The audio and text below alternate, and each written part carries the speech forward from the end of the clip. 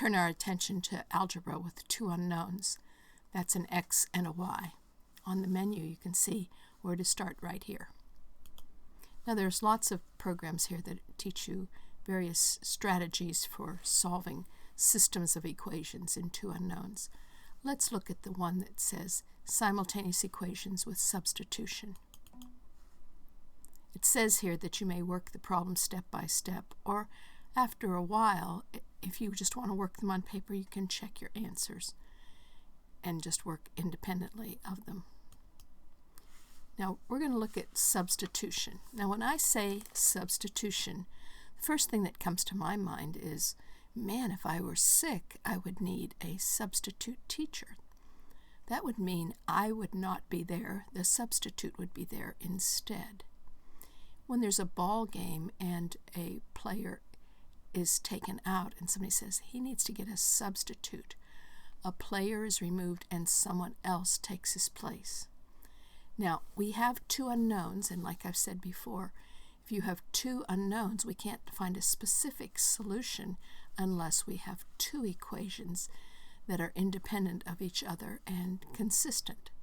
So in this program, I'm always going to give you problems or equations that are consistent and independent. So there will be a 1x and 1y only in the whole universe that would make both of these equations true. So the first decision you have to make is pick a variable to be the substitute. Now, you could either pick an x or a y.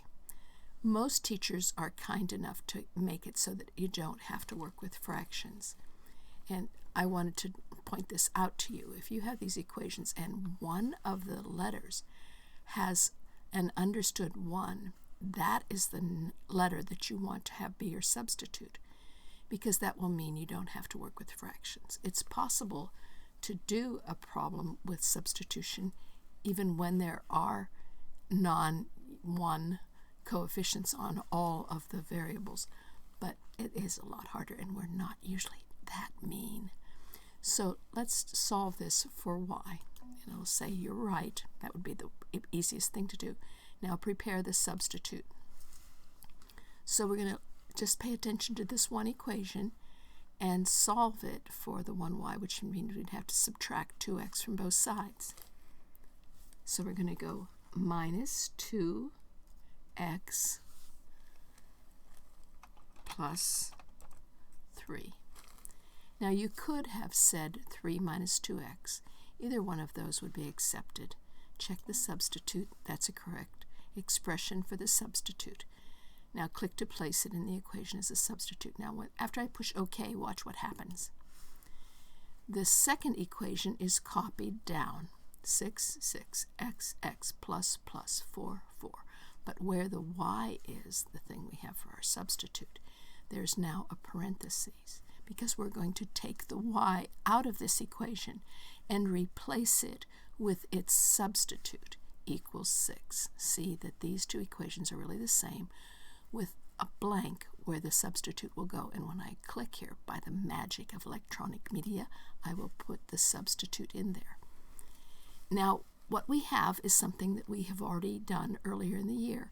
An equation, a little complicated because it has parentheses, but something where we solve for one unknown. I can come down here and use this little scribbly place that I made for you and write this. And it's not too good at writing it, but because I am using a mouse. But 6x, now I'm going to distribute the 4 minus 8x plus 12 equals 6. Hope you followed that.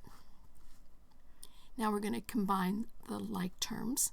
Minus 2x plus 12 equals 6.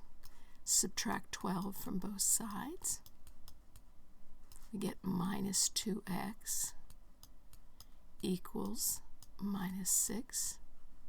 And x is equal to 3. So I'm going to put a 3 up here and say, check the first answer. It says I'm correct. Finish the problem. So what I have to do, I've cracked half the puzzle. I can remember that when I was first learning this, I had no idea that these were equations of lines, linear equations. I just thought of it as a game where I was trying to find the one x and the one y that made these two equations work. And you can think of it that way sometimes. So I've got this 3, and that's what x is worth. So if I clear this and I just take the substitute here and copy this down, y equals minus 2. But now I'm going to put a parentheses where the x is, plus 3, because I have cracked the puzzle and found out what x is. Since x is 3, we're going to put that in here. So y is minus 6 plus 3, or negative 3. I'm bringing it over here, and final check, and we win. Wasn't that easy? Substitution. We could probably work another one. Let's see. I hope that you will anticipate what I say. I'm going to go a little slow. You try to see if you can stay ahead of me. What would be the variable to be the substitute here? Well, if you're wise, you would say x. That's right, because there was an understood 1 here. Now we need to find the substitute for x, so I'm solving this in my head. I'm going to add 4y to both sides. I'm going to say it's 4y minus 20. You could say negative 20 plus 4y would be all right, but it's traditional to put the letters before the pure kindergarten numbers. Now I'm going to check the substitute. That's correct. Now we're going to place the substitute in the equation. So I'm again taking the second equation, copying it down, but leaving a blank where the x was. Click and place it. Now we have to solve this equation, which only has one unknown, for that one unknown, which is y. So we're going to say, I'm going to distribute this as I copy because I'm kind of lazy like that. 8y minus 40 minus 4y equals minus 16. Now we have to gather the terms that can go together. Y's can only add on to other y's, so y's can only add on to other y's. That sounds strange. 4y minus 40 equals negative 16. So we're going to add 40 to both sides. It's going to be a little tricky, subtracting upside down. So these kill each other off. We get 4y equals, now I have to subtract 16 from 40. It might be easier if I put the 40 on the top. Don't tell anybody.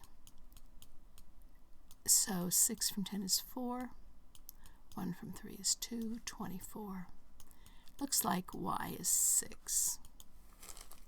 6, I check my first answer. It's correct. Now we've cracked half the puzzle. We now know what y is.